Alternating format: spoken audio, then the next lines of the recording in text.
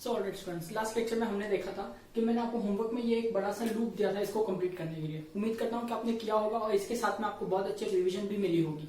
ठीक है, अब चलिए शुरू करते हैं। मैं यहाँ पर इसको पूरा सॉल्व करके बताऊंगा अच्छे से, फिर हम आगे बढ़ते हैं इस चैप्टर के अंदर।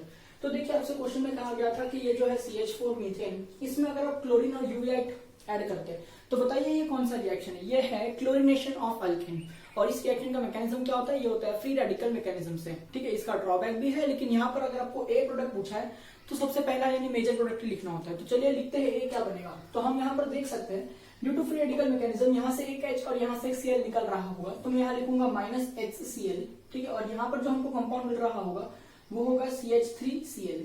ठीक है, अब उम्मीद करता हूँ कि आपको ये कंपाउंड याद होगा। अब यहाँ पर लिखता हूँ मैं कि ए कंपाउंड कौन है, दैट इज CH3Cl, और इसका नाम क्या है, ये हो जाएगा, अगर हम कॉमन नेम में लिखते हैं तो हो जाएगा मिथाइल क्लोराइड, और अगर हम IUPAC नेम में लिखते हैं तो हो जाता है क्लोरोमीथेन। मैंने यहाँ पर दोनों भी नाम आपके रेफरेंस के लिए लिखा हुआ है। ठीक है, चलिए अब आगे बढ़ते हैं। मुझे ए प्रोडक्ट मिल गया है, अब इसके अंदर मैं AgF डालता हूँ। तो देखिए, आप देख सकते हैं अल्काइल हैलाइड में जब हम मेटल फ्लोराइड्स यूज करते हैं, बताइए ये कौन सा रिएक्शन है? ये है स्वार्ट्ज रिएक्शन, और ये एक हैलोजन एक्सचेंज मेथड है, यानी यहाँ से क्लोरीन हट जाएगा और उसके जगह पे यहाँ पर आने वाला फ्लोरीन है। ठीक है, तो बी प्रोडक्ट देखते हैं हमको क्या मिलता है, दैट इज CH3Cl हट जाएगा, उसकी जगह पे आ जाएगा फ्लोरीन। सही है, और यहाँ से निकल के आ गया होगा Ag और Cl, तो यहाँ पे लिख देता हूँ -AgCl। ठीक है, उम्मीद करता हूँ कि ये बात समझ में आई होगी आपको। अब देखिए, यहाँ पर बी प्रोडक्ट का नाम लिख देता हूँ CH3F।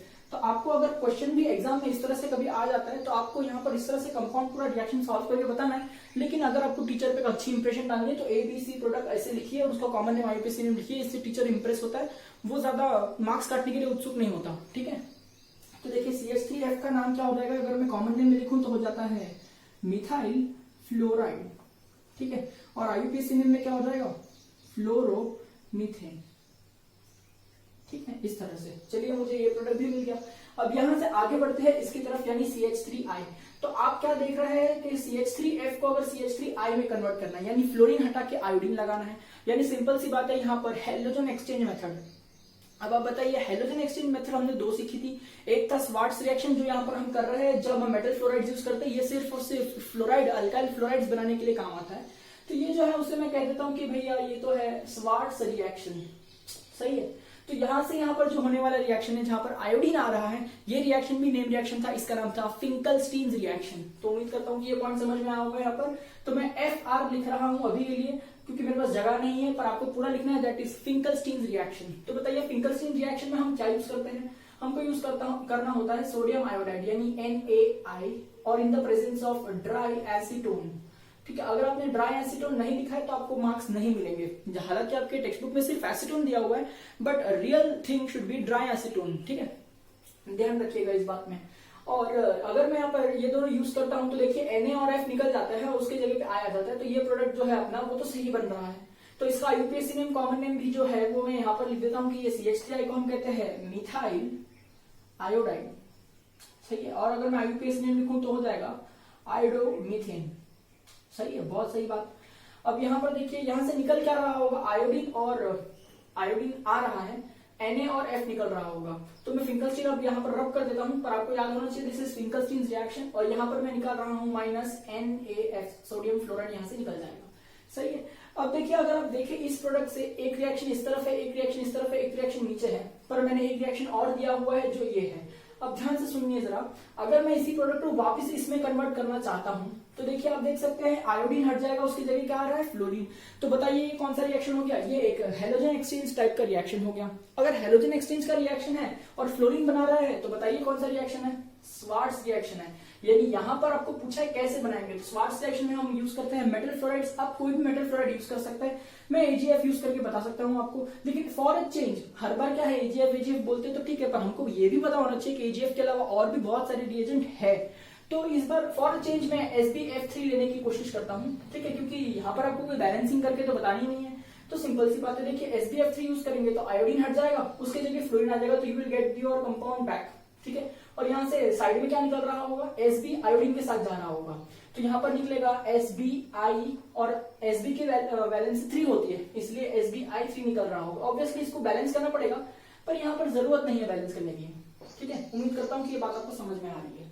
ठीक है। तो यहाँ पर जो रिएक्शन ऊपर की तरफ जा रहा है ये भी कुछ नहीं है, ये भी एक स्वार्ट्स रिएक्शन ही मैंने आपको पूछा है। ठीक है, चलिए अब यहाँ से सी की तरफ जाते हैं। अब देखिए आप देख सकते हैं मिथाइल क्लोराइड में अगर मैं एक्वियस KOH डालता हूं तो एक्वियस KOH इसलिए कहता हूं क्योंकि KOH एक पाउडर है, उसको मैं वाटर में डिसॉल्व कर रहा हूं। अब सर ये जरूरी है कि KOH को वाटर में डिसॉल्व कर रहे हो, आप मेंशन कर रहे हो हर बार और आप यहाँ पर लिख भी रहे हो एक्वियस।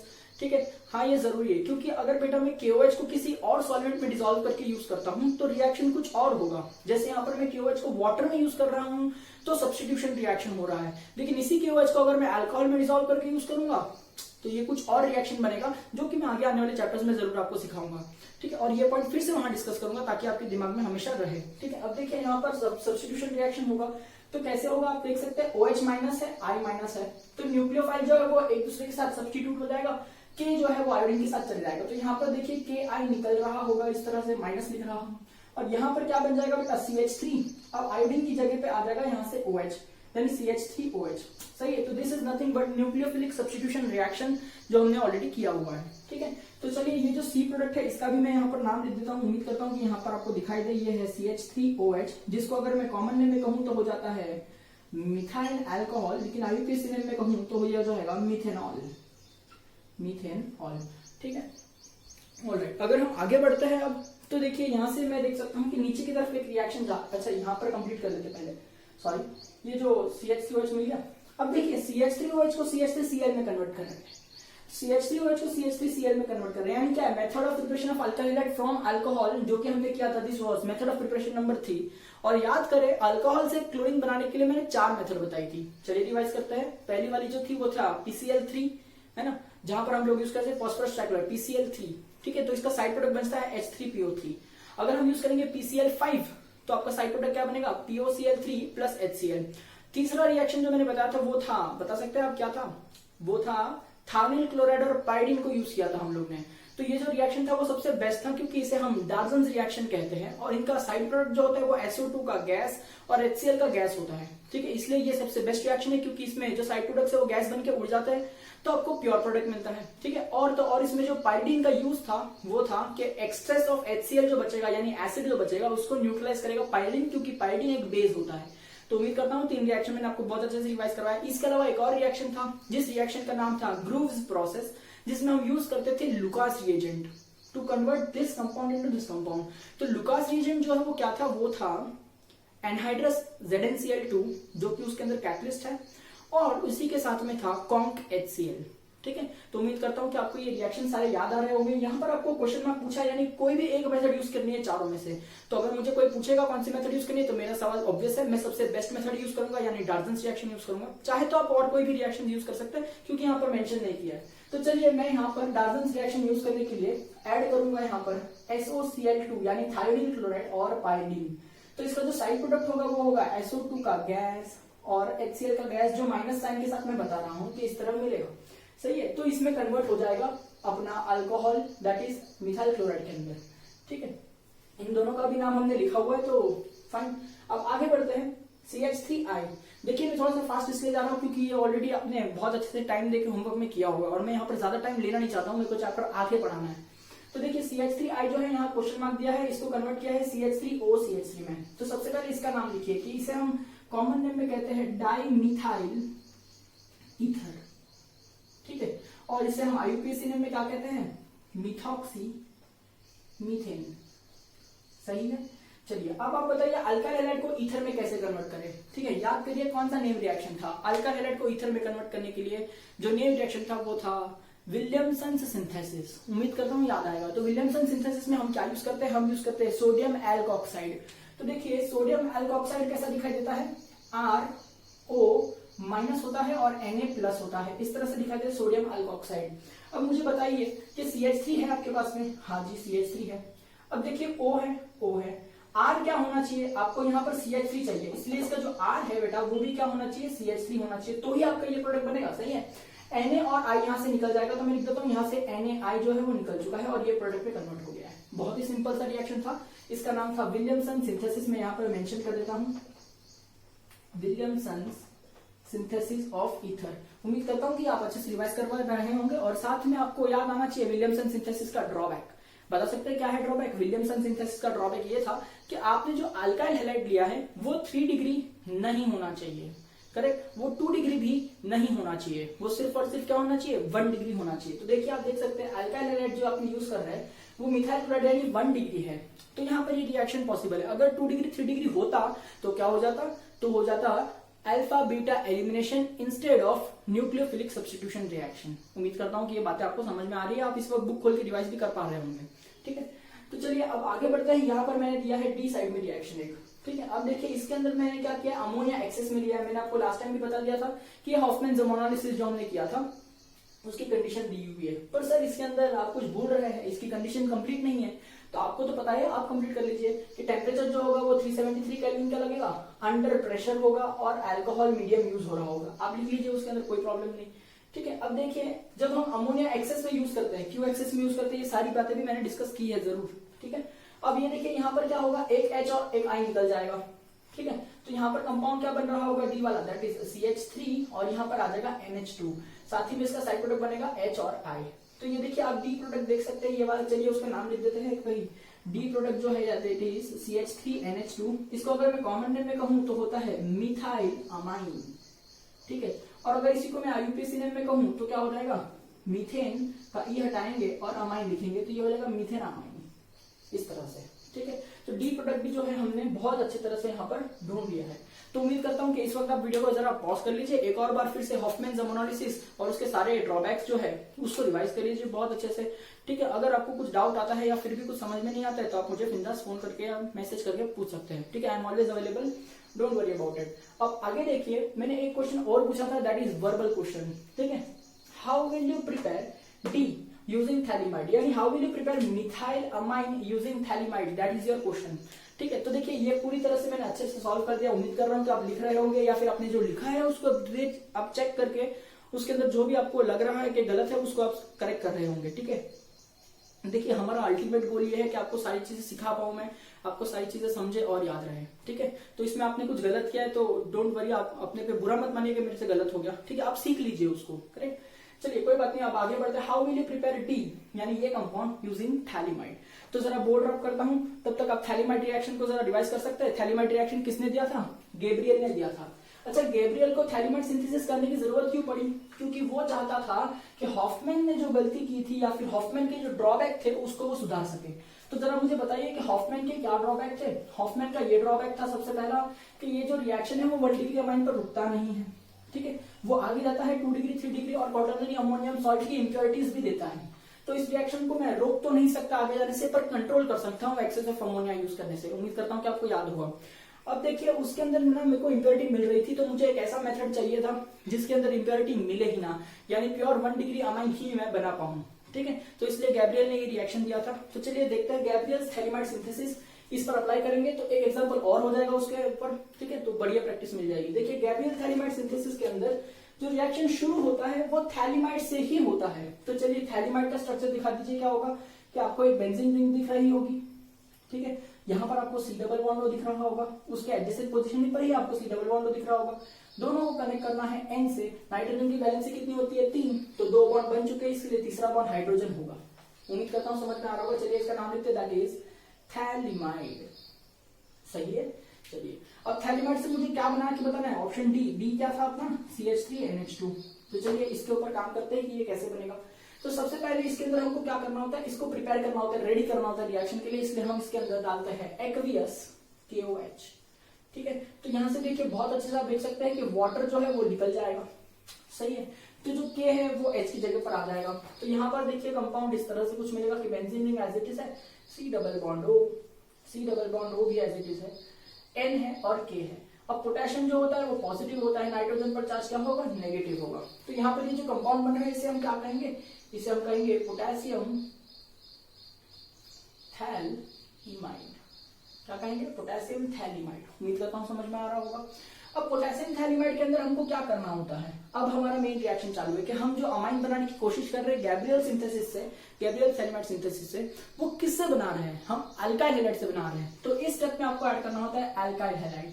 तो अल्काइल हैलाइड RX दिखाई देता है, पर R की जगह आप क्या लेंगे, देखिए आपको चाहिए मिथाइल अमाइन, तो ये मिथाइल ग्रुप आना चाहिए, इसलिए R के अंदर आपको मिथाइल लेना चाहिए।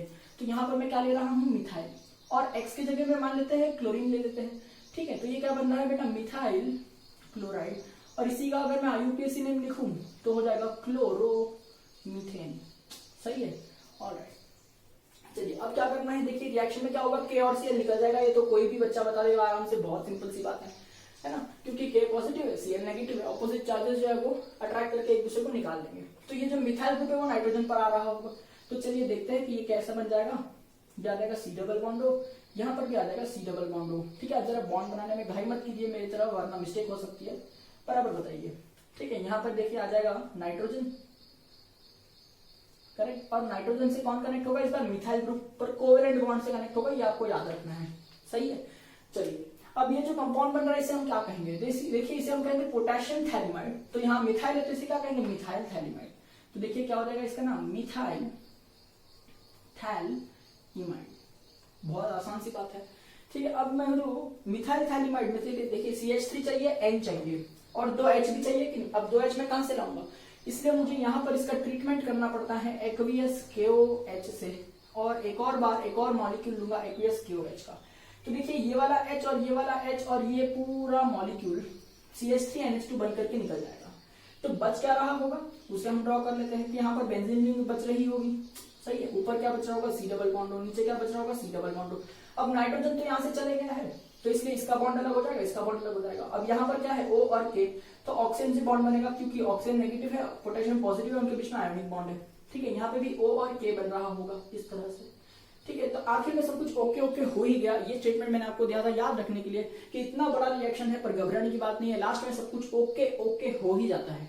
सही है, चलिए अब यहाँ पर मिथाइलामाइन बन रहा है, ये अपना मेन प्रोडक्ट है। देखिए मैंने डी प्रोडक्ट बना करके बता दिया आपको, फ्रॉम गैब्रियल्स थैलिमाइड सिंथेसिस। तो उम्मीद करता हूँ गैब्रियल्स थैलिमाइड सिंथेसिस आपके दिमाग में बहुत अच्छे से फिट हुआ रहेगा। चलिए बताइए, गैब्रियल थैलिमाइड सिंथेसिस का एक ड्रॉबैक था, बहुत माइनर सा ड्रॉबैक था, हम डिसएडवांटेज कह सकते हैं, माइनर सा ड्रॉबैक था। ठीक है, कि इसके अंदर आप जो अल्काइल हैलाइड यूज कर रहे हैं ये एरोमेटिक नहीं होना चाहिए। क्यों, क्योंकि अगर ये एरोमेटिक रहेगा तो रिएक्शन नहीं होता है। अब क्यों नहीं होता है इसका रीजन मैं आपको आगे सिखाऊंगा मैकेनिज्म के अंदर। देखिए रीजन है स्टीयरिक हिंड्रेंस, पर आपको इस वर्ड का कुछ भी मतलब समझ में नहीं आएगा अभी बता दिया तो, इसलिए थोड़ा पेशेंस रखिए, मैं आपको जब मैकेनिज्म कराऊंगा। क्योंकि देखिए हम जितने भी रिएक्शन सब पढ़ रहे हैं वो सारे के सारे न्यूक्लियोफिलिक सब्स्टिट्यूशन रिएक्शंस हैं। ठीक है, केमिकल प्रॉपर्टीज के अंदर, तो इसका मैकेनिज्म में आपको सभी रिएक्शंस कंप्लीट होने के बाद सिखाऊंगा। ठीक है, उम्मीद करता हूँ कि बातें समझ में आ रही है। तो चलिए ये रिएक्शन बहुत अच्छे से कंप्लीट किया। क्या हम इससे एरोमेटिक अमाइन बना सकते हैं? जी नहीं, गैब्रियल थैलिमाइड सिंथेसिस से हम एरोमेटिक अमाइन नहीं बना सकते, बिकॉज एरोमेटिक अल्काइल हैलाइड नहीं यूज किया जा सकता। ठीक है, और अगर मुझे एरोमेटिक अमाइन बनाना ही है तो फिर आपको थोड़ा सा सेक्रीफाइस करना होगा और थोड़ी सी इम्प्योरिटी अपने कंपाउंड में मिक्स करवानी पड़ेगी, क्योंकि आपको हॉफमैन मोनोलिसिस ही करना पड़ेगा। ठीक है, तो चलिए उम्मीद करता हूँ कि यहाँ तक सारी बातें क्लियर है। अब हम आगे बढ़ते हैं। ठीक है, और देखते हैं नेक्स्ट रिएक्शन जो हमको पढ़ना है इस सिलेबस के अंदर। तो देखिए नेक्स्ट रिएक्शन जो हमको पढ़ना है, ठीक है, अब तक हम लोग ने टोटल 4 रिएक्शन पढ़ लिए हैं। कौन से 4 रिएक्शन पढ़ लिए केमिकल प्रॉपर्टी में, बता सकते हैं? सबसे पहला हमने पढ़ा है कि कैसे अल्कोहल बनाया जाता है। ठीक है, दूसरे नंबर पे हमने पढ़ा है कि कैसे ईथर बनाया जाता है बाय विलियमसन सिंथेसिस। तीसरा हमने पढ़ा हॉफमैन मोनोलिसिस जिससे 1 डिग्री अमाइन बनने की कोशिश की थी, और चौथा वाला है गैब्रियल्स थैलिमाइड सिंथेसिस जिससे 1 डिग्री अमाइन बनाया जा सकता है। ठीक है, अब 5th रिएक्शन पे हम आते हैं। अब ध्यान दीजिएगा 5th रिएक्शन कोई नेम रिएक्शन तो नहीं है, बट ये इंपॉर्टेंट रिएक्शन है कि क्या दिया गया है। देखिए 5th रिएक्शन में इसमें क्या गया है कि कन्वर्ट अल्काइल हैलाइड, क्योंकि केमिकल प्रॉपर्टी चल रही है तो हम अल्काइल हैलाइड को ही कन्वर्ट करेंगे ना। Convert alkyl halide into nitro alkane, convert alkyl halide into nitro alkane. अब सबसे पहले मैं आपको स्ट्रक्चर बता देता हूँ कि नाइट्रो अल्केन कैसा दिखाई देता है। नाइट्रो अल्केन हम जनरली कहते हैं RNO2। ठीक है, इस तरह से। और अल्काइल हैलाइड कैसा होता है, R बॉन्डेड टू X। अब जरा इसके बारे में थोड़ी इंफॉर्मेशन मुझे आपको देनी होगी। ध्यान दीजिए, आपको ये दिख रहा है RNO2, इसका एक्चुअल जो स्ट्रक्चर होता है वो कुछ इस तरह से होता है कि R यानी carbon chain covalently bonded to nitrogen. सही है, nitrogen bonded to oxygen by single bond and nitrogen bonded to double bond oxygen, like that. तो यहाँ पर नाइट्रोजन जो है ना बेटा वो 4 बॉन्ड बना रहा है, जिस वजह से नाइट्रोजन पर चार्ज आ रहा होगा पॉजिटिव। करेक्ट, यहाँ पर ऑक्सीजन एक ही बॉन्ड बना रहा है, यानी 2 पेयर ऑफ इलेक्ट्रॉन अभी भी है, उसकी वैलेंसी 2 होती है, इसलिए एक बॉन्ड नहीं बनाया है, तो वो एक बॉन्ड के इलेक्ट्रॉन भी इसके पास होंगे, यानी इस पर चार्ज क्या हो रहा होगा, नेगेटिव। यहाँ पर ऑक्सीजन की वैलेंसी 2 है, उसने दोनों बॉन्ड बनाए हैं, तो इस पे 2 ही लोन पेयर हो रहे होंगे इस वक्त, तो ये बैलेंस्ड है। देखिए इसका पॉजिटिव चार्ज और ऑक्सीजन का नेगेटिव चार्ज -1 + 1 एक दूसरे को कैंसिल आउट कर रहा है, इसलिए इस कंपाउंड पर कोई चार्ज दिखाई नहीं देता है, पर उसका एक्चुअल स्ट्रक्चर जो है वो इस तरह से है। तो मैं आपको ये क्यों बता रहा हूँ, क्योंकि आपको ध्यान देना है और याद रखना है कि नाइट्रोजन और कार्बन जो है वो कोवेलेंट बॉन्ड से बंधे हुए हैं। ठीक है, ध्यान दीजिएगा, नाइट्रोजन और कार्बन कोवेलेंट बॉन्ड से बंधे हुए हैं, करेक्ट है, तो ही हम इसे नाइट्रो अल्केन कहते हैं, तो ही हम इसे क्या कहते हैं, नाइट्रो अल्केन। अब देखिए इसके जैसा दिखने वाला इसी का एक आइसोमर भी है। आइसोमर यानी क्या, मॉलिक्यूलर फॉर्मूला सेम, यानी उसमें भी R रहेगा, उसमें भी N रहेगा, उसमें भी 2 ऑक्सीजन रहेंगे, लेकिन उसकी बॉन्डिंग अलग होगी। तो देखिए वो जो आइसोमर है वो क्या है, R, करेक्ट है, bonded to oxygen, bonded to nitrogen, bonded to double O, इस तरह से डबल बॉन्डेड टू O। ठीक है, अब यहाँ देखिए R है, N है, N है, 2 ऑक्सीजन है, 2 ऑक्सीजन है। तो यहाँ फर्क क्या है बेटा, यहाँ पर देखिए अगर मैं इसका फॉर्मूला लिखूं तो ये भी RNO2 ही दिखेगा आपको, ठीक है, बट यहाँ पर देखिए नाइट्रोजन और कार्बन का कोवेलेंट बॉन्ड है, पर यहाँ पर नाइट्रोजन और कार्बन का कोवेलेंट बॉन्ड है, पर यहाँ पर ऑक्सीजन और कार्बन का कोवेलेंट बॉन्ड है। तो दोनों में बहुत फर्क है बेटा। यहाँ पर देखिए नाइट्रोजन पर अभी भी एक पेयर ऑफ इलेक्ट्रॉन बाकी है, सही है, मतलब इस पर कोई पॉजिटिव चार्ज नहीं है, इसने 3 ही बॉन्ड बनाए जितनी उसकी वैलेंसी है, और ऑक्सीजन ने भी 2 ही बॉन्ड बनाए जितनी उसकी वैलेंसी है। तो ये जो कंपाउंड है उसी को हम कहते हैं नाइट्रो अल्केन। तो सर इसे हम क्या कहते हैं, क्योंकि इसका नाम अलग होना चाहिए क्योंकि कंपाउंड अलग है, तो देखिए इसे हम कहते हैं अल्काइल नाइट्राइट। जी, इसे हम क्या कहते हैं, अल्काइल नाइट्राइट। तो सर हमको क्या बनाना है, नाइट्रो अल्केन। तो सर आपने अल्काइल नाइट्राइट के बारे में इंफॉर्मेशन क्यों दी, ताकि आपको पता चले कि दोनों के दोनों दिखते सेम है, पर बॉन्डिंग अलग होने की वजह से उनकी प्रॉपर्टीज अलग है, उनके नाम अलग होंगे। ये है R bonded to N covalently, और यहाँ है R bonded to O bonded to N। ठीक है, तो ये फर्क है दोनों में। तो फिर भी सर आपने दोनों का इन्फॉर्मेशन क्यों दिया, हमको तो यही प्रिपेयर करना है, क्योंकि जब हम इसका रिएक्शन कर रहे होंगे तब दोनों ही कंपाउंड बनते हैं। ठीक है, अब कैसे बनते हैं और कैसे चेंज करने पे हम अपना कंपाउंड बना सकते हैं, ऑब्टेन कर सकते हैं, इसकी इन्फॉर्मेशन मैं अभी आपको देता हूँ। तो प्लीज पे अटेंशन, बहुत ही इंटरेस्टिंग इंपॉर्टेंट रिएक्शन है, ध्यान दीजिएगा। कि हमने क्या करा, हमने लिया alkyl halide R bonded to, चलिए मैं अलग कलर से लिखता हूँ X, इस तरह से, ठीक है। तो अब आपको करना है R बॉन्डेड टू NO2, सही है, आपको क्या प्रिपेयर करना है बेटा, R बॉन्डेड टू NO2, ठीक है। चलिए देखते हैं कैसे प्रिपेयर करेंगे, जरा इसको रब करता हूँ। तो हम लोग ने जो स्टैंडर्ड रिएक्शन है वो किया कि हम भाई इसके अंदर क्या डाल देंगे, हम इसके अंदर डाल देंगे KNO2, ठीक है, अलग कलर से लिखता हूँ तो आपको कलर के थ्रू क्या है अच्छे से दिखाई देगा। उम्मीद करता हूँ कि ब्लू कलर दिख रहा होगा, क्योंकि मेरे बोर्ड पे जनरली कलर नहीं दिख रहे हैं, ठीक है। तो इसे देखिए हम लोग ने क्या यूज किया, KNO2। अब देखिए KNO2 यूज करने पे हमको क्या लगता है, हमको ये लगता है कि K और ये X निकल जाएगा, ठीक है। थोड़ा सा कलर चेंज करते हैं यहाँ पर, K को ब्लू कलर में लिखता हूँ ताकि आपको अच्छे समझे, ठीक है। ठीक है, K और NO2, हाँ, तो देखिए K और X जो है वो निकल जाएगा यहाँ से, ऐसा हमको लगता है कि चलिए भाई क्या निकल गया, K बॉन्डेड टू X निकल गया, इस तरह से को आयोनिक कंपाउंड सॉल्ट निकल गया। तो क्या होगा बताइए, यहाँ पर क्या होना चाहिए, अभी R बॉन्डेड टू NO2 बनना चाहिए कि नहीं, यानी nitrogen should bond with R, but होता क्या है, R bonded to O bonded to N हो जाता है। जो हमको नाइट्रो चाहिए था उसके जगह नाइट्राइट मिल रहा है, चलिए। सर अगर मैंने KNO2 की जगह NaNO2 यूज किया होता, अरे KNO2 यूज करो चाहे NaNO2 यूज करो, है तो सॉल्ट ही ना। अब देख तूने KNO2 यूज किया होता तो KX निकल गया होता, अगर तूने NaNO2 यूज किया होता तो बता क्या निकल जाता, कॉमन सेंस की बात है कि नहीं, NaX निकल जाता। पर कंपाउंड ये बन रहा है, सही। तो हमको क्या चाहिए था, हम लोग को चाहिए था R बॉन्डेड टू N, पर हमको मिल रहा है R bonded to O, O bonded to N, यानी नाइट्रो अल्केन ऑब्टेन करने की कोशिश की पर हम फेल हो गए। हमको क्या मिला यहाँ पर, हमको मिला अल्काइल नाइट्राइट, फर्क है कंपाउंड में। तो अब इसको सुधारे कैसे, अब इसको ठीक कैसे किया जाए, तो देखिए अपने पास 2 तरीके हैं ठीक करने का। ठीक क्यों करना है, क्योंकि ये कंपाउंड नहीं चाहिए अपने को ये कंपाउंड चाहिए। तो अभी इसको 2 तरीके सॉल्व करें, या तो इसके अंदर आप कोई केमिकल सॉल्वेंट डाल दो जिसके मदद से आपको ये कंपाउंड मिल जाएगा, ना कि ये कंपाउंड मिलेगा, सही है। या तो आप क्या कर सकते हैं, कोई रिएजेंट ही नया यूज करो, आप कुछ दूसरा ही कंपाउंड यूज करो, KNO2 NaNO2 यूज ही मत करो, कुछ नया ही कंपाउंड यूज करो तो ये कंपाउंड मिलेगा। तो मैं आपको दोनों भी तरीके बताऊंगा क्योंकि दोनों भी तरीके आपके सिलेबस में दिए हुए हैं। अब देखिए हम क्या करते हैं, सबसे पहले सॉल्वेंट चेंज करके देखते हैं। देखिए यहाँ पर जो सॉल्वेंट होगा, NaNO2 एक आयोनिक कंपाउंड है, तो इसको डिसॉल्व करने के लिए हमको एक आयोनिक सॉल्वेंट चाहिए, यानी हम इसके अंदर वाटर यूज कर सकते हैं या फिर कोई अल्कोहल यूज कर सकते हैं। ठीक है, ऐसा कोई पोलर सॉल्वेंट यूज करेंगे। तो यहाँ पर कोई भी सॉल्वेंट दे, हमको उससे कोई लेना देना नहीं है। तो आपको मिल क्या रहा है, अल्काइल नाइट्राइट। अब ध्यान से सुनिए मैं क्या करता हूँ, मैं यूज करता हूँ यहाँ पर फिर से यही दो रिएजेंट, यानी KNO2 भी यूज कर सकता हूँ। ठीक है, अरे दोनों रिएजेंट आपको एक साथ नहीं यूज करने बेटा, या तो KNO2 यूज करना है या तो NaNO2 यूज करना है। दोनों पॉसिबिलिटीज है, इसके लिए मैं आपको लिख करके बता रहा हूँ कि चलिए या तो आप KNO2 यूज करिए या तो NaNO2 यूज करिए। ठीक है, बस इस वक्त सॉल्वेंट चेंज कर दीजिए। इस वक्त ध्यान से सुनना, मैं सॉल्वेंट जो है वो क्या यूज कर रहा हूँ, मैं रेड कलर से लिखता हूँ तो आपको याद रहेगा कि देखिए सॉल्वेंट जो हम यूज कर रहे हैं वो है DMF। और या तो फिर हम यूज कर सकते हैं DMSO।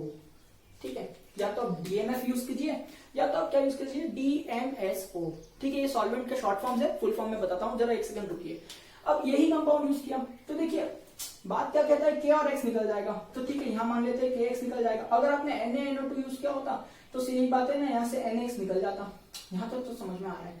तो क्या हमको अल्काइल नाइट्राइट मिलता? देख, अगर तूने DMF DMSO4 नहीं यूज किया होता तो तेरे को अल्काइल नाइट्राइट मिलता, ना कि नाइट्रो अल्केन। लेकिन तू जब ये ऑर्गेनिक सॉल्वेंट्स यूज कर रहा है ना, तो तेरे को R bonded to N bonded to O2 ही मिलेगा। अभी इसको ओपन करके लिखेगा तो मिल जाएगा तेरे को कंपाउंड में R बॉन्डेड टू N आया ना, बस। तो ये देख डबल बॉन्ड ऐसा, समझ में आ रहा है? तो इसका नाम क्या है जरा बता। ये जो कंपाउंड तेरे को मिला अभी, उसका नाम है नाइट्रो अल्केन, जो कि अपने को चाहिए था। उम्मीद करता हूं समझ में आया होगा। तो ये सॉल्वेंट का इफेक्ट है। सॉल्वेंट चेंज कर दिया तो तेरे रिएक्शन पे असर पड़ जाएगा, उसकी मैकेनिज्म पलट जाएगी, उसकी मैकेनिज्म बदल जाएगी, जिसकी वजह से तेरे को ये कंपाउंड मिल रहा है। अगर तूने ये दोनों सॉल्वेंट नहीं, दोनों में से कोई भी एक सॉल्वेंट यूज नहीं किया होता, कुछ और ही सॉल्वेंट जैसे कि वाटर हो गया, अल्कोहल हो गया, या कोई और दूसरा सॉल्वेंट यूज कर रहा होता, तो तेरे को मिलता ऐसा ही कंपाउंड, ऐसा ही, ये नहीं मिलता, ऐसा ही यानी आइसोमर मिलता, यानी RONO मिलता। उम्मीद करता हूँ कि ये पॉइंट मैं बहुत क्लियर कर रहा हूँ तुम लोग को।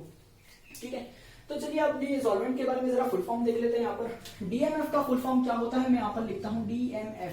तो DMF का फुल फॉर्म होता है डाई मिथाइल फॉर्म अमाइड, है ना? क्या होता है? Di methyl form amide. याद रखिएगा, DMF di methyl form amide. कभी कभार फुल फॉर्म पूछ लिया जाता है MCQ में या कहीं पर। ठीक है, चलिए DMSO का फुल फॉर्म बताता हूँ। ठीक है, ध्यान से M methyl S sulph oxide. ध्यान से सुनना, क्या है?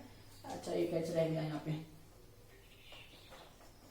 हाँ बोलो, डाइमिथाइल सल्फ ऑक्साइड, DMSO यानी डाइमिथाइल सल्फ ऑक्साइड, DMF यानी डाइमिथाइल फॉर्मामाइड। दो में से कोई एक सॉल्वेंट यूज करना, अपना काम बन जाएगा, NO2 बन जाएगा।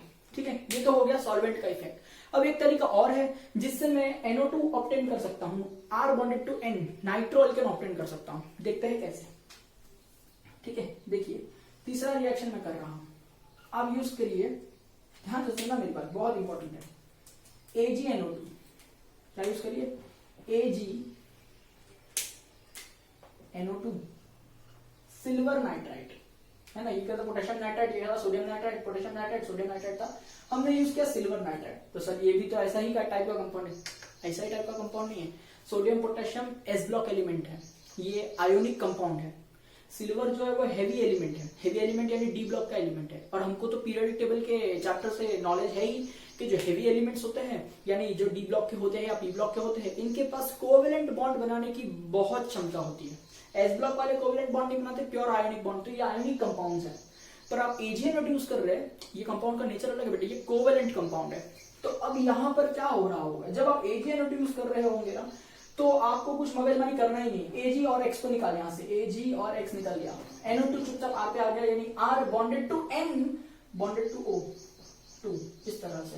तो देख तेरे को कंपाउंड क्या मिल रहा है, नाइट्रो अल्केन, जो कि अपने को चाहिए था, जो कि अपने को चाहिए था। ठीक है, तो ध्यान से सुनना मेरी बात, मैं क्या सिखाना चाह रहा हूं। अल्काइल हैलाइड को नाइट्रो अल्केन में कन्वर्ट करने का है। ठीक है, तो तू खाली KNO2 या फिर खाली NaNO2 यूज करेगा ना, तो नहीं बनेगा। तो क्या बनेगा, अल्काइल नाइट्राइड बनेगा, which is not desired product. ठीक है। अच्छा, अगर तुझे डिजायर्ड प्रोडक्ट नहीं चाहिए, तेरे को जो चाहिए मेन तेरे को ये वाला कंपाउंड नहीं चाहिए, अल्काइल नाइट्राइट नहीं चाहिए, वो चाहिए जो हम ढूंढ रहे हैं, दैट इज नाइट्रोअल्केन, तो तुझे क्या करना चाहिए, तू यही यूज करना, KNO2 यूज कर या तो NaNO2 यूज कर, बस सॉल्वेंट बदल दे, या तो तू DMF डाल दे सॉल्वेंट में, या तू DMSO डाल दे, ठीक है। DMF यानी डाइमिथाइल फॉर्मामाइड, DMSO यानी डाइमिथाइल सल्फॉक्साइड, ठीक है। तो तेरा काम बन जाएगा। या तो फिर अगर इतना मगजमारी करना ही नहीं है तेरे को, ठीक है, सिंपल सी चीज याद रखनी है, AgNO2 डाल, AgNO2 डालने से AgX हट जाएगा, चुपचाप कार्बन बॉन्डेड टू नाइट्रोजन बनेगा, सही है। अब ये क्यों हो रहा है सर कि KNO2 NaNO2 यूज करने पे ONO बन रहा है, यानी यहाँ पर लिंकेज ऑक्सीजन से हो रही है, और AgNO2 यूज करने पे लिंकेज नाइट्रोजन से बन रही है। ऐसा क्या खास बात है AgNO2 में? तो ये जो रीजन है बहुत ही डिटेल है और मैं आपको बहुत अच्छे से समझाऊंगा अभी। सबसे पहले आप ये रिएक्शन अपने नोटबुक में बहुत अच्छे से लिख लीजिए, सारे फंडे ध्यान रखिए, एक एक चीज नोट कर लेना, क्योंकि यहाँ पर मेरा हर शब्द का बहुत ही गहरा मतलब होने वाला है, ठीक है। चलिए, उम्मीद करता हूँ कि लिखा होगा आपने। तो अब थोड़े से एग्जांपल्स कर लेते हैं, फिर मैं आपको इसके रीजन की तरफ लेके चलूंगा, क्योंकि पहले एग्जांपल हमको क्वेश्चन तो करने आ जाए, है ना, जो पूछने वाले एग्जाम में है कि क्वेश्चंस कैसे किए जाते हैं वो तो हमको आ जाए, ठीक है। फिर रीजन तो हम करेंगे उसको कोई प्रॉब्लम नहीं है, ठीक है। ध्यान दीजिए, क्वेश्चन में आपसे कैसे पूछ रहा हूँ, मैं आपसे पूछ रहा हूँ, देखिए नंबर 1 में, एग्जाम्पल नंबर 1 कंसिडर करके सुनिए कि action of KNO2 on ethyl bromide. एक क्वेश्चन ऐसा पूछ रहा हूं। दूसरा मैं क्वेश्चन पूछ रहा हूं आपसे, action of NaNO2 on methyl iodide, ठीक है, इन प्रेजेंस ऑफ DMF, सही। तीसरा एग्जांपल मैं आपसे कैसे पूछ रहा हूं, convert methyl chloride into nitromethane, कैसे पूछ रहा हूं मैं आपको, convert methyl chloride into nitromethane. तो चलिए सॉल्व करते हैं। Action of KNO2 on ethyl bromide, तो देखिए इथाइल ब्रोमाइड कैसा दिखता है कि CH3 है, CH2 है और Br है।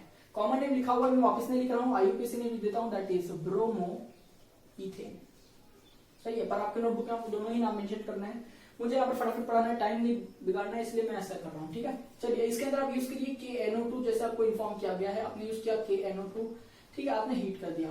अब क्या हो जाएगा बताइए कि K और Br जो है वो निकल जाना चाहिए, KBr निकल जाना चाहिए।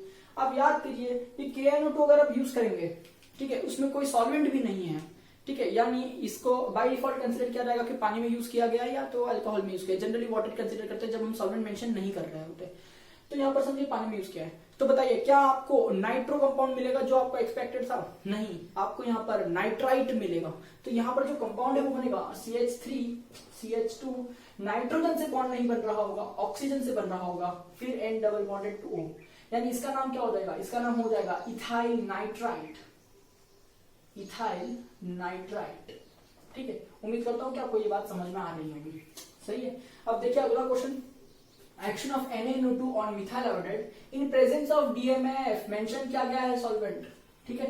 तो देखिए आप मिथाइल आयोडाइड लिखिए, that is CH3I, methyl iodide common name में दिया गया है, तो IUPAC नेम क्या हो जाएगा, आयोडोमीथेन, ठीक है।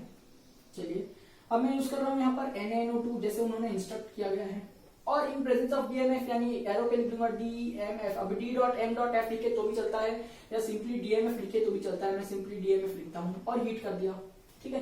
देखिए जनरली रिएक्शंस जब सब्स्टिट्यूशन होता है तो बॉन्ड ब्रेकिंग करने के लिए एनर्जी चाहिए होती है, इसलिए हीटिंग ऑलमोस्ट सारे रिएक्शन में होंगी। हाँ, कोई एक आधा ही रिएक्शन ऐसा होगा जहां पर टेक्स्ट बुक में हीटिंग मेंशन नहीं किए, बट हीटिंग का मतलब यहाँ पर स्ट्रॉन्ग हीटिंग नहीं है, माइल्ड हीटिंग है, या फिर heating up till the reaction starts, ऐसा कुछ होता है। तो अगर मैं कहीं पर हीटिंग लिख रहा हूँ लेकिन बुक में नहीं दिया है, कहीं पर बुक में हीटिंग दिया है और मैं नहीं लिख रहा हूँ, तो इसमें कोई ज्यादा बड़ी बात नहीं है, इट इज अंडरस्टूड, ठीक है। चलिए, अब यहाँ पर क्या हो जाएगा, Na और I निकल जाएगा, तो देखिए -Na और यहाँ से I चलेगा। अब देखिए यहाँ पर क्या होना चाहिए था, अब KNO2 की तरह सोचेंगे तो ONO बनना चाहिए था, सही है, लेकिन प्रॉब्लम क्या, आपने यूज करा है सॉल्वेंट। अब सॉल्वेंट की वजह से रिएक्शन बदल जाएगा और आपको जो कंपाउंड चाहिए था वही मिलेगा, यानी नाइट्रो वाला कंपाउंड मिलेगा, यानी कार्बन बॉन्डेड टू नाइट्रोजन होगा इस बार। तो देखिए क्या हो जाएगा, CH3, यहाँ से नाइट्रोजन पे बॉन्ड बनेगा, नाइट्रोजन ऑक्सीजन सिंगल में, ऑक्सीजन डबल में, यहाँ ऑक्सीजन नेगेटिव हो जाएगा, यहाँ नाइट्रोजन पॉजिटिव हो जाएगा। तो यही प्रोडक्ट हमको चाहिए होता है, यही अपना main product that is methyl, है ना? नहीं, ये तो नाइट्रोल है, तो इसका नाम ऐसे नहीं लिखते, इनका कॉमन नेम भी नहीं होता है, सिर्फ और सिर्फ आईयूपीएसी नेम होता है दैट इज नाइट्रोमीथेन। ठीक है, तो ये कंपाउंड हमको मिल रहा है। अब अगला क्वेश्चन देखिए क्या दिया गया है, कन्वर्ट करने के लिए गया है मिथाइल क्लोराइड को किसमें, नाइट्रोमीथेन में। तो जरा दिमाग लगाइए, आपको अल्काइल हैलाइड को नाइट्रो में कन्वर्ट करने के लिए कहा गया है, तो आप क्या यूज करेंगे, KNO2 या तो फिर NaNO2।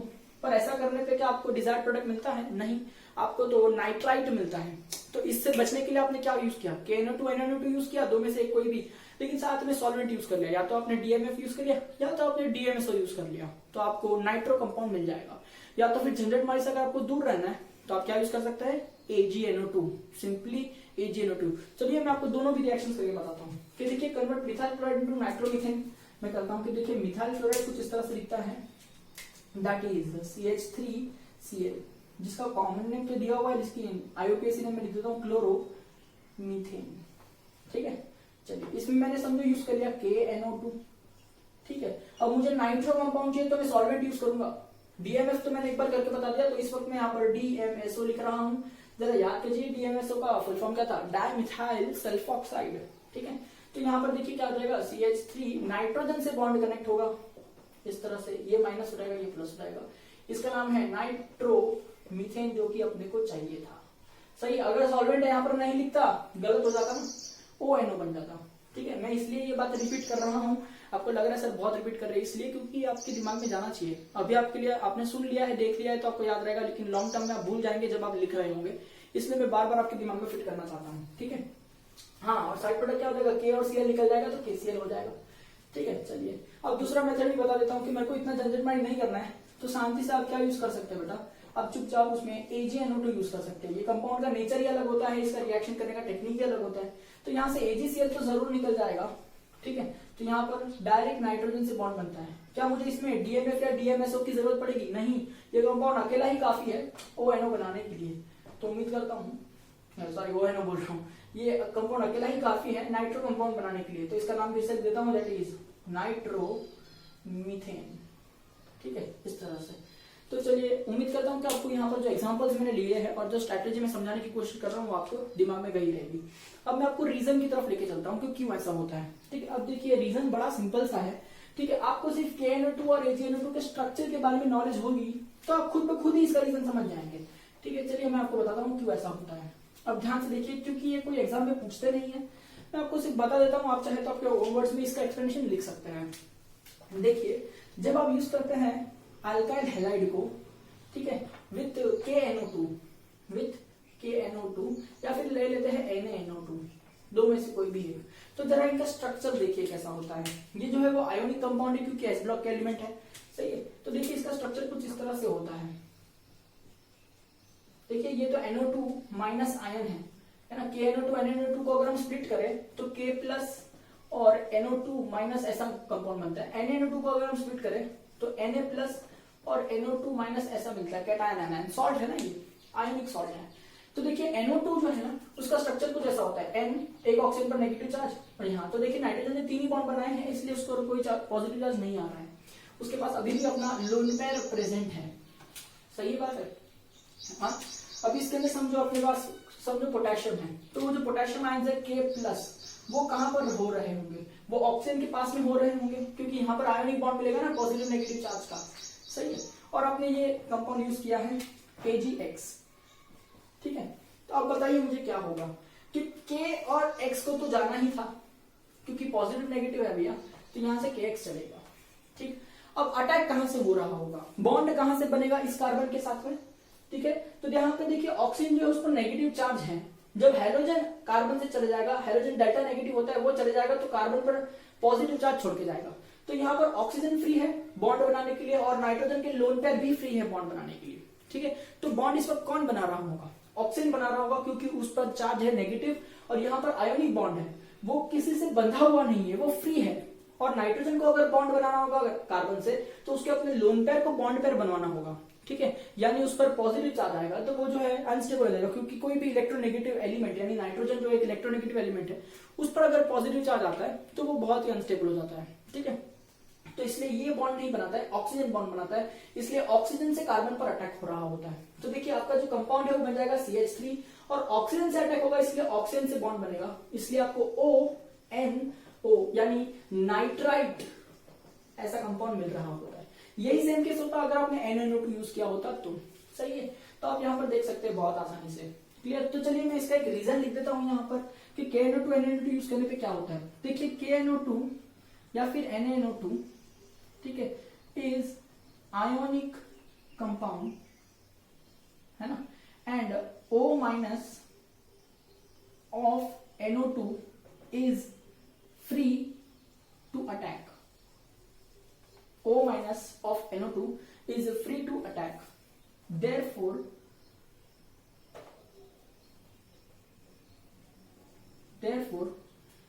carbon oxygen bond formation takes place. उम्मीद करता हूं कि आपको ये जो है समझ में आ रहा है। शायद आपको हैंडराइटिंग थोड़ी सी छोटी है, ना दिखाई दे, पर अब थोड़ा सा मैनेज कीजिए। मैं जो बोल रहा हूं उसको तो आप लिख ही सकते हैं ना, प्लीज तो नोट कर लीजिए कि KNO2 NaNO2 is an ionic compound, है ना, एंड देखिए O minus of nitro NO2 minus ion, ठीक है, कि O minus of NO2 minus is free to attack and therefore carbon oxygen bond formation takes place and due to which we get nitrite. ठीक है, I hope this is clear. तो sir जब हम इसके अंदर सॉल्वेंट यूज कर रहे होंगे, समझ लो इसको DMF में यूज कर लिया, DMF में यूज कर लेंगे तो ये कंपाउंड नहीं बनता है, नाइट्रो कंपाउंड बनता है, नाइट्रोजन से अटैक होता है, तो इस तरह से कंपाउंड बनता है। तो DMF का क्या असर पड़ जाता है रिएक्शन पे? अब देख बेटा, जो DMF है वो क्या करता है, इस ऑक्सीजन को पकड़ लेता है वो, ठीक है, DMF जो है वो किसको पकड़ लेता है, ऑक्सीजन को पकड़ लेता है, उसके साथ बॉन्ड बना लेता है। तो ऑक्सीजन जो फ्री हो रहा होता है ना अटैक करने के लिए, उसको वो अटका देता है। कौन अटका देता है? अपना सॉल्वेंट यानी DMF या फिर DMSO, इसको अटका देता है। अब इसको अटका दिया, ये तो बॉन्ड नहीं बना सकता, तो अब जबरदस्ती बॉन्ड किसको बनाना पड़ेगा, नाइट्रोजन को। कैसे बनाना पड़ेगा? अपने लोन पेयर को डोनेट करके, यानी एक कोऑर्डिनेट बॉन्ड बना करके। तो यहाँ पर नाइट्रोजन पर चार्ज क्या आ रहा है, पॉजिटिव, इसलिए आपका जो कंपाउंड है वो नाइट्रो में कन्वर्ट हो जाता है। तो उम्मीद करता हूं कि आपको सॉल्वेंट का इफेक्ट समझ में आ रहा है। सॉल्वेंट जो है इस फ्री ऑक्सीजन को ग्रैब कर लेता है, ये बात ध्यान रखिए, इसको एक्सप्लेन करना नहीं, इसको लिखना नहीं है, क्योंकि कहीं पे भी बोला नहीं है आपके टेक्स्ट बुक में। ये मैं आपको समझा रहा हूँ एक्स्ट्रा नॉलेज के लिए, ठीक है, कि जो सॉल्वेंट है वो इस ऑक्सीजन को ट्रैप कर लेता है और उसको बॉन्ड फॉर्मेशन में पार्टिसिपेट करने से रोक देता है। ठीक है, उम्मीद करता हूँ ये पॉइंट समझ में आ रहा है। तो सर AgNO2 में क्या होता है? तो देखिए AgNO2 की हम बात करते हैं, ठीक है बच्चा, मैंने आपसे कहा था कि AgNO2 जो है बेटा वो एक कोवेलेंट कंपाउंड है, ना कि आयोनिक कंपाउंड है KNO2 NaNO2 की तरह। ठीक है, वो कैसा कंपाउंड है बेटा? एक कोवेलेंट कंपाउंड है। तो आप ध्यान दीजिए कि अगर मैं कोई यहाँ पर CH3X यूज कर रहा हूं और मैंने यहाँ पर यूज कर लिया AgNO2, ठीक है, तो जरा मुझे AgNO2 का स्ट्रक्चर बताइए। देखिए NO2 का स्ट्रक्चर कैसा होता है, N डबल बॉन्ड हो, सिंगल बॉन्ड हो, करेक्ट है। अब देखिए ये आयोनिक कंपाउंड नहीं है, इसको अगर आप स्प्लिट करेंगे तो आपको Ag प्लस और NO2 माइनस नहीं मिलता है। ये आयोनिक नहीं है बेटा, कोवेलेंट कंपाउंड है। तो यहाँ पर ऑक्सीजन के साथ में सिल्वर का कोवेलेंट बॉन्ड है। कैसा बॉन्ड है बेटा? Covalent bond. Positive negative charge नहीं है इस पे, तो यहाँ पर कोवेलेंट बॉन्ड है। तो देखिए इसमें, इस केस में नाइट्रोजन पर पेयर ऑफ इलेक्ट्रॉन बाकी है, सही। इस केस में आप देखिए AgX को तो निकलना ही है, AgX को तो निकलना ही है, पर Ag फ्री है क्या? नहीं, क्योंकि वो ऑक्सीजन से बंधा हुआ है कोवेलेंट बॉन्ड से। अच्छा, तो अगर यहाँ पर कार्बन, देखिए ये डेल्टा नेगेटिव है, डेल्टा पॉजिटिव है, तो ये जब जाएगा तब इस पे पॉजिटिव चार्ज छोड़ दिया जाएगा, सही है। तो इस पर कौन अटैक करेगा, ऑक्सीजन या नाइट्रोजन? देखिए इस वक्त नाइट्रोजन अटैक करेगा, क्योंकि ऑक्सीजन फ्री ही नहीं है। पिछले वाली केस में ऑक्सीजन फ्री था ना, क्योंकि वो आयोनिक था। यहाँ पर वो Ag से बंधा हुआ है बेटा, करेक्ट है। तो वो अब अटैक कहां से होगा? नाइट्रोजन से होगा इस कार्बन पर, सही है। हाइड्रोजन अपने इलेक्ट्रॉन लेकर के चले जाएगा। तो देखिए क्या हो जाएगा, CH3 है, उसने नाइट्रोजन, उस पर नाइट्रोजन ने अटैक किया तो नाइट्रोजन आ जाएगा। अब नाइट्रोजन के पास में क्या है, एक डबल बॉन्ड है ऑक्सीजन के साथ, एक सिंगल बॉन्ड है ऑक्सीजन के साथ, ठीक है, और इसके पास Ag का बॉन्ड है इस तरह से। सही बात चल रही है कि नहीं? अब नाइट्रोजन ने अपने इलेक्ट्रॉन इसको दे दिए, तो नाइट्रोजन पर चार्ज क्या आ रहा होगा? पॉजिटिव। बहुत सही बात है, ठीक है। अभी हाइड्रोजन ने इससे इलेक्ट्रॉन खींच लिए, तो यहाँ पर मिल जाएगा हाइड्रोजन, जिसके ऊपर एक इलेक्ट्रॉन खुद का है, एक मिथाइल ग्रुप से खींचा हुआ, यानी उस पर चार्ज क्या आ जाएगा? नेगेटिव, सही। अब नाइट्रोजन पर पॉजिटिव चार्ज आ रहा है, करेक्ट, तो वो क्या करेगा? इस ऑक्सीजन से इलेक्ट्रॉन खींचने की कोशिश करेगा कि नहीं? तो ऑक्सीजन क्या करता है, यहाँ पर जो कोवेलेंट बॉन्ड है उसके इलेक्ट्रॉन खींच लेता है अपने सर पर, और अपने सर पर लेके आता है नेगेटिव चार्ज। इलेक्ट्रॉन खींच लेना बेटा उसने, तो अपने सर्च पर क्या आ जाता है, नेगेटिव चार्ज। तो यहाँ देख सकते हैं अब कार्बन और नाइट्रोजन का बॉन्ड बनता है बिकॉज नाइट्रोजन अटैक कर रहा है कार्बन पर। उम्मीद करता हूँ बात समझा पा रहा हूँ मैं आपको। तो यहाँ से जो सिल्वर है उसके इलेक्ट्रॉन ऑक्सीजन में खींच के सिल्वर क्या बन के उड़ेगा, Ag+, और Ag+ को कौन पकड़ लेगा, X-। तो देखिए इसका साइड प्रोडक्ट जो है Ag(X) वो भी आपको मिल गया कि किस तरह से मिल रहा है। ठीक है, तो उम्मीद करता हूँ कि ये कंसेप्ट मैं आपको बहुत बहुत सिंप्लीफाइड तरीके में समझाने की कोशिश कर रहा हूँ, जितना मुझसे सिंप्लीफाई हो रहा है। ठीक है, तो उम्मीद करता हूँ कि आपको ये पॉइंट समझ में आ रहा है। तो चलिए इसको भी मैं जरा लिख लेता हूँ कि AgNO2 जो है is a covalent compound, correct, and oxygen is not free to attack. Therefore,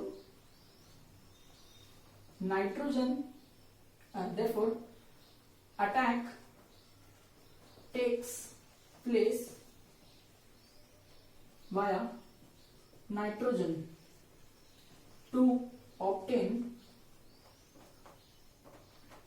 नाइट्रोअल्केन। उम्मीद करता हूँ कि ये जो है आपको बहुत अच्छे से इस वक्त दिख रहा होगा, नहीं भी दिख रहा है तो आप कम से कम सुन के तो लिख ही सकते हैं आपकी नोटबुक में। ठीक है, चलिए अब मैं देखिए बोलते बोलते फास्ट लिखता हूँ तो थोड़ा प्रॉब्लम आता है मेरा हैंडराइटिंग इतना अच्छा नहीं है, but I try to explain everything really simple to you. ठीक है, अभी यहाँ तक ये बात समझ में आपको आ रही है कि अभी इस वक्त आपके दिमाग में क्लियर है कि AgNO2 यूज करने पे नाइट्रोजन से बॉन्ड बनता है क्योंकि ऑक्सीजन फ्री नहीं होता है। KNO2 यूज करेंगे तो ऑक्सीजन फ्री बनेगा क्योंकि आयोनिक बॉन्ड है, इसलिए ऑक्सीजन से बॉन्ड बनेगा। ये बात एकदम क्लियर बैठ गई दिमाग में। लेकिन इसी के साथ अगर मैं सॉल्वेंट यूज कर लूं तो सॉल्वेंट ऑक्सीजन माइनस को ट्रैप कर लेता है, इसलिए फिर से बॉन्ड कहां से बन जाएगा, नाइट्रोजन से बन जाएगा। तो अब उम्मीद करता हूं कि आपको जो पूरा रिएक्शन है जो आपको कंफ्यूजिंग लग रहा था स्टार्टिंग में कि सर इतना सब कुछ याद रखना पड़ेगा, अब उसका रीजन जान लिया है तो आपको बहुत अच्छे से समझ में आ रहा होगा सारी चीजें। ठीक है, चलिए अब थोड़े से एग्जाम्पल और कर लेते हैं इसी के बेसिस पे, ताकि ये जो है फंडा आपके दिमाग में पूरी तरह से उतर जाए। देखिए, convert N propyl bromide into 1 nitropropane, ऐसा क्वेश्चन दिया है। तो चलिए पहले सॉल्व करते हैं। N प्रोपाइल ब्रोमाइड कैसा दिखता है, प्रोप यानी 3 कार्बन, N यानी 1 डिग्री कार्बन से बॉन्ड बन रहा होगा ब्रोमीन का, यानी कुछ इस तरह से। तो ये CH2 हो जाएगा, ये CH2 हो जाएगा, ये क्या हो जाएगा CH3। कॉमन नेम ऑलरेडी दिया हुआ है, IUPAC नेम में लिखता हूं कि ये हो जाएगा 1 ब्रोमो प्रोपेन, करेक्ट। इसको कन्वर्ट करना है 1 नाइट्रोप्रोपेन में। प्रोप यानी 1 2 3, N यानी सिंगल बॉन्ड, 1 नाइट्रो यानी पहले कार्बन पर NO2, नाइट्रो यानी नाइट्रोजन से बॉन्ड बनना चाहिए ना, ये हो जाएगा CH2 और ये हो जाएगा CH3। तो आप देख सकते हैं Br हटाना है और नाइट्रोजन से बॉन्ड बनना चाहिए, NO2 चाहिए। तो क्या खाली KNO2 या खाली NNO2 यूज करेंगे, नहीं, बिकॉज उसमें ऑक्सीजन फ्री होगा, ऑक्सीजन से बॉन्ड बनेगा। तो आपको क्या करना चाहिए, KNO2 या तो NNO2 यूज करिए बट सॉल्वेंट के साथ यूज कीजिए, या फिर मगजमारी नहीं चाहिए आपको तो AgNO2 यूज करिए क्योंकि उसके अंदर ऑक्सीजन फ्री होता नहीं है, because AgNO2 is a covalent compound. तो to make it simple I just use AgNO2। AgNO2 का स्ट्रक्चर कुछ इस तरह से होता है, आपको AgNO2 ही लिखना है, बट मैं जानबूझ के स्ट्रक्चर करके बता रहा हूं ताकि आपको पॉइंट याद आता रहे कि oxygen is not free, nitrogen is free because it has a pair of electron, now it will attack. तो इसको देखिए हीट कर दिया तो क्या हो जाएगा, नाइट्रोजन से बॉन्ड बन रहा है, सही बात है। बाहर क्या निकलेगा, Ag और Br, ये तो पता ही था क्योंकि वो तो साइड प्रोडक्ट है ही। तो इसका नाम इसके नीचे लिख देना है, दैट इज 1 नाइट्रो प्रोपेन, क्योंकि नाइट्रो अल्केन्स का जनरली नहीं, उनका कोई कॉमन नेम होता ही नहीं, IUPAC नेम ही होता है। ठीक है, तो देखिए action of KNO2 on sec butyl iodide ऐसा अगला क्वेश्चन कह रहा है। तो देखिए इसको चलिए मैं बॉन्ड लाइन में सॉल्व करता हूं। तो सेक ब्यूटाइल, ब्यूट यानी 4 कार्बन, तो देखिए 1 2 3 और 4, सेक यानी सेकेंडरी कार्बन, ये भी हो सकता है ये भी हो सकता है, चलिए मैं ये वाला मानता हूं। और यहाँ पर क्या होगा, आयोडाइड, तो ये कंपाउंड है।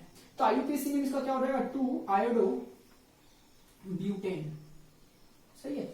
चलो इसके अंदर हमने क्या यूज किया, KNO2। तो देखिए KNO2 यूज किया। अब हमको पता है KNO2 का जो स्ट्रक्चर है वो कुछ इस तरह से होता है कि K+ होता है, O- होता है, ठीक है, और दोनों के बीच में आयोनिक बॉन्ड होता है, जिसकी वजह से यहाँ पर बेटा ऑक्सीजन फ्री है, और मैंने कोई सॉल्वेंट भी मेंशन नहीं किया है, ना ही यूज किया है। ठीक है, तो देखिए यहाँ पर क्या हो जाएगा, ऑक्सीजन अटैक कर देगा कार्बन चेन पर, तो इस तरह से यहाँ पर आ जाएगा ऑक्सीजन का बॉन्ड, फिर आएगा नाइट्रोजन, फिर आएगा डबल बॉन्ड, और साइड प्रोडक्ट का तो KI करके निकलना ही था। तो ये जो कंपाउंड आपको जनरेट हो रहा है वो नाइट्रो नहीं है, वो नाइट्राइट है। ठीक है, तो इसका नाम क्या आएगा, बोलो, सेक ब्यूटाइल नाइट्राइट। ठीक है, या फिर अगर आपको IUPAC में लिखना है तो लिखना चाहिए 2 नाइट्राइट NiTRITE 2 नाइट्राइट ब्यूटेन। ठीक है, या फिर ब्यूटेन 2 नाइट्राइट ऐसा लिखेंगे तो भी चलता है, ब्यूटेन 2 नाइट्राइट। ठीक है, दैट इज फाइन। अभी यहाँ तक समझ में आएगा आपको क्वेश्चन। अब अगला क्वेश्चन देखते हैं, कन्वर्ट बेंजाइल, ध्यान से सुनना, बेंजाइल दिया हुआ है, बेंजीन पे डायरेक्टली ब्रोमीन मत लगा देना। बेंजाइल का मतलब होता है ऐसा फंक्शनल ग्रुप जो sp3 कार्बन पर होगा और sp3 के बाजू वाला बेंजीन रिंग होना चाहिए। तो डायरेक्ट बेंजीन पे मत लगा के आना, रॉन्ग हो जाएगा। तो ये हो जाएगा benzyl bromide into nitrophenyl methane. तो चलिए देखते हैं कैसा होता है। तो बेंजाइल ब्रोमाइड देखिए, ब्रोमीन जो है वो sp3 हाइब्रिड कार्बन पर है और उसके बाजू वाला जो है वो बेंजीन रिंग होनी चाहिए। तो इसके पास ऑलरेडी 2 हाइड्रोजन आ जाएंगे अपने आप। तो देखिए इसका अगर मैं आईयूपीएसी नेम लिखूं तो क्या हो जाएगा, ब्रोमोफिनाइल मीथेन। अब एक ही कार्बन, इसके लिए नंबरिंग नहीं की, it is understood. 1 bromo 1 phenyl methane लिखने में कोई सेंस नहीं बनता है क्योंकि एक ही कार्बन का लॉन्गेस्ट चेन है। अब देखिए इसके अंदर क्या क्या, अच्छा क्या क्या वो तो बाद में लिखेंगे। बनता क्या होगा, नाइट्रोफिनाइल मीथेन। मीथ यानी एक कार्बन, उस पर नाइट्रो होगा, उस पर फिनाइल यानी बेंजीन रिंग होगी। तो इस तरह से लिखेगा। तो ऑब्वियसली इसके पास 2 हाइड्रोजन है। आप देख सकते हैं कि ब्रोमीन हट रहा है, उसकी जगह नाइट्रोजन से बॉन्ड बन रहा है, नाइट्रो बन रहा है। तो आप NaNO2 यूज करेंगे क्या, नहीं। अगर आप यूज भी करेंगे तो सॉल्वेंट के साथ यूज कीजिएगा, दैट इज DMF या फिर DMSO, और simply you can use AgNO2। अब खैर मैंने पहले AgNO2 यूज करके बता दिया, तो इस पर सॉल्वेंट वाला करके देखते हैं, ठीक है। क्योंकि यहाँ मेंशन तो किया नहीं है ना, तो we are free to use whatever we want to unless you get the right product, alright. हाँ, तो यहाँ यूज करना बेटा, KNO2 यूज करते हैं। चल, अरे KNO2 बहुत दिया सर, एक बार NaNO2 लेते हैं, कोई बात नहीं, NaNO2 यूज कर रहा है, ठीक है। सॉल्वेंट यूज करना DMSO, ठीक है, हीट कर दे, क्या हो जाएगा बता। तो यहाँ से NaBr हट जाएगा, ये गया NaBr, हो गया अपना काम, बन गया कंपाउंड, बहुत इजी, करेक्ट। इसका नाम ऑलरेडी दिया है, यहाँ पे कॉपी पेस्ट कर देने का, करेक्ट। और उम्मीद करता हूँ कि रिएक्शन जो है मैं आपको समझा पा रहा हूँ, ठीक है। अब अगले रिएक्शन की तरफ बढ़ते हैं, दैट इज रिएक्शन नंबर 6, ठीक है। देखिए हमने तो अल्काइल हैलाइड से ईथर बनाना सीखा ही है, सही है, ईथर बनाना सीखा है। क्या आपने एस्टर बनाना सीखा है, नहीं। तो सर आप कहीं एस्टर और ईथर के अंदर कंफ्यूज तो नहीं हो रहे। अरे बेटा, एस्टर और ईथर के अंदर फर्क क्या होता है आपको पता होना चाहिए, करेक्ट है। हमने ईथर बनाना सीखा है, अब हम सीखेंगे एस्टर बनाना। तो सबसे पहले मैं आपको दोनों फंक्शनल ग्रुप ड्रॉ करके बताता हूँ, ताकि आपके मन में अगर कोई कंफ्यूजन हो गलती से तो वो भी निकल जाए, ठीक है। देखिए जो ईथर होता है वो क्या होता है कि कार्बन होता है, ऑक्सीजन होता है और फिर कार्बन चेन होती है। ये सिंपल कंपाउंड है, बहुत ही आसान है, इसे हम ईथर कहते हैं, ठीक है।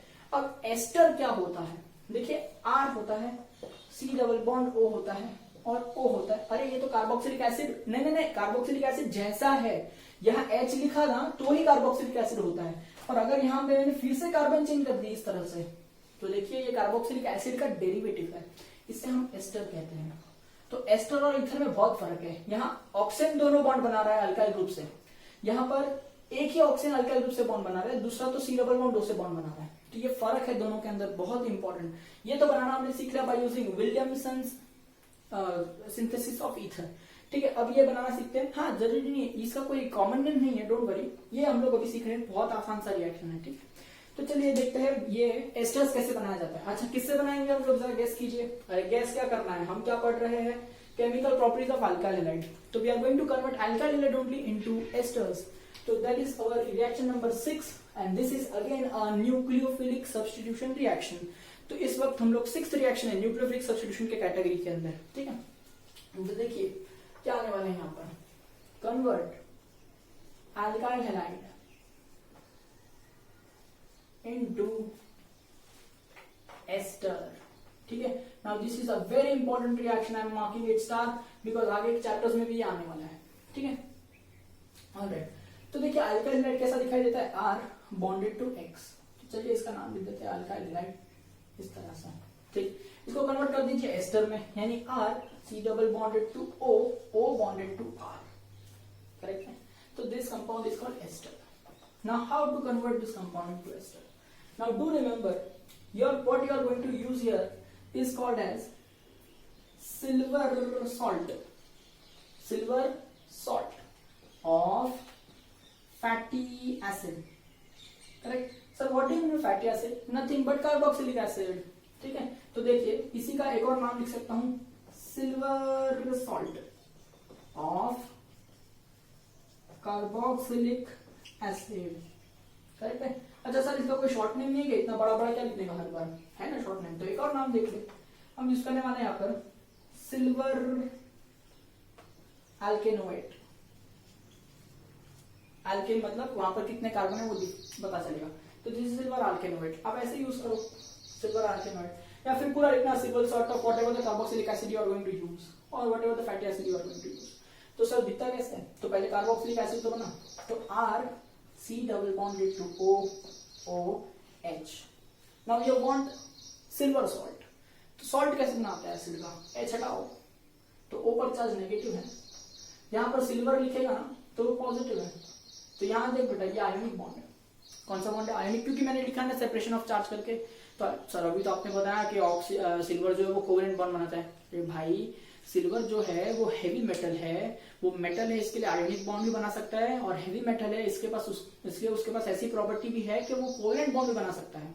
यहाँ पर तेरे को जो बॉन्ड दिखाई दे रहा है वो आयोनिक है, वहां पर जो बॉन्ड था वो कोवेलेंट है। अलग अलग कंपाउंड के अलग अलग मेथड ऑफ प्रिपरेशन होते हैं और अलग अलग कैटेगरी के बॉन्ड्स बनते हैं, ठीक है। तो इसमें कोई कंफ्यूज होने वाली या डरने वाली बात नहीं है। यहाँ पर आप देख सकते हैं ये आयोनिक सॉल्ट है, वहां पर AgNO2 था ना वो कोवेलेंट सॉल्ट था, ठीक है। चलिए ज्यादा कंफ्यूज नहीं होइएगा, यहाँ याद रखिए कि C double bond O minus Ag+, तो इसे कहेंगे silver salt of fatty acid या फिर silver salt of carboxylic acid या फिर simply silver alkanoate. Alkane means number of carbon atoms you have to put it over here. तो अब देखिए ये रिएक्शन कर दिया मैंने, तो इसको तो सिर्फ हीट करेंगे हल्का सा, तो देखिए Ag प्लस और X वो तो जाना ही था, तो AgX अपना साइड प्रोडक्ट निकल गया, ठीक। अब ये जो ऑक्सीजन है ये फ्री है ना, तो ये कार्बन पर अटैक करता है, यानी ऑक्सीजन से कार्बन का बॉन्ड बनता है। तो इस कंपाउंड के अंदर ऑक्सीजन कार्बन का बॉन्ड क्या है, ऑक्सीजन कार्बन का ये बॉन्ड भी है और ये बॉन्ड भी है, बट देखिए ऑक्सीजन जो है वो R से बॉन्ड बनाएगा ना, X हट जाएगा तो R से बॉन्ड बनाएगा, तो ऑक्सीजन जो है वो R से बॉन्ड बनाएगा, यानी दिस बॉन्ड इज फॉर्म्ड। उम्मीद करता हूं समझ में आ रहा है, करेक्ट है। और दिस बॉन्ड इज ब्रोकन, सही है ना। तो ध्यान रखिए आपका जो अल्काइल हैलाइड के अंदर जो R है ना, अल्काइल हैलाइड के अंदर जो R आप यूज कर रहे हैं ना, वो आपको एस्टर के अंदर ऑक्सीजन से कनेक्टेड होकर मिलेगा। कहां पर कनेक्टेड मिलेगा, ऑक्सीजन से होकर कनेक्टेड मिलेगा, ना कि यहाँ पर। ये कार्बन चेन तो ऑलरेडी ये सॉल्ट लेकर के आएगा। उम्मीद करता हूं समझ में आ रही है मेरी बातें, ठीक है। तो चलिए आगे बढ़ते हैं और इसके एग्जांपल्स हम सॉल्व करते हैं, तो आपको सारी चीज समझ में आएगी कि किस तरह से अल्काइल हैलाइड से एस्टर बनाया जाता है, ठीक है। तो चलिए एग्जांपल देख लेते हैं अभी। उम्मीद ये रिएक्शंस तो this reaction is really simple, इसमें कुछ बड़ी बात नहीं है, ठीक है। चलिए अब थोड़े से रिएक्शंस एग्जांपल देखेंगे तो आपको क्लियरिटी आएगी मन में, और कुछ नहीं, ठीक है। हाँ तो देखिए अगर मैं आपसे कहता हूं प्रिपेयर एग्जांपल नंबर 1 लीजिए ना, ठीक है। प्रिपेयर में थोड़ा इजी क्वेश्चन देता हूं। एक्शन ऑफ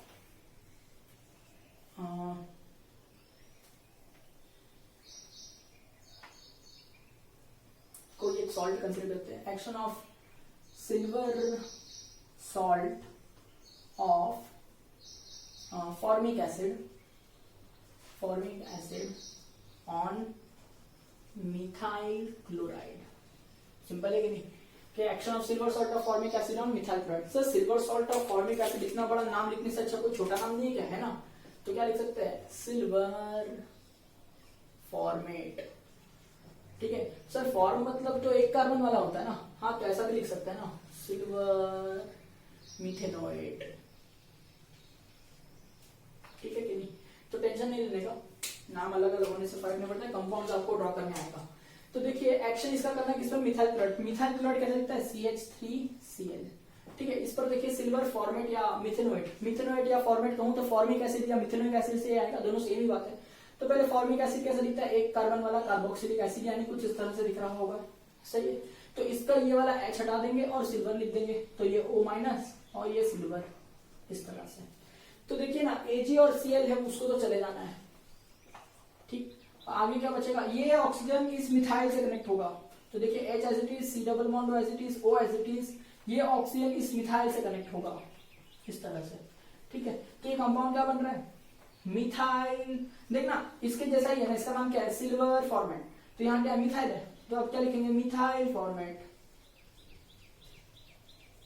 सही है। या फिर क्या लिख सकते हैं, मिथाइल मिथेनोएट, क्या लिख सकते हैं, मिथाइल मिथेनोएट। बहुत सिंपल सा रिएक्शन है, कोई भी डिफिकल्टी नहीं है इसके अंदर, ठीक है। चलिए अगला क्वेश्चन देता हूं मैं आपको।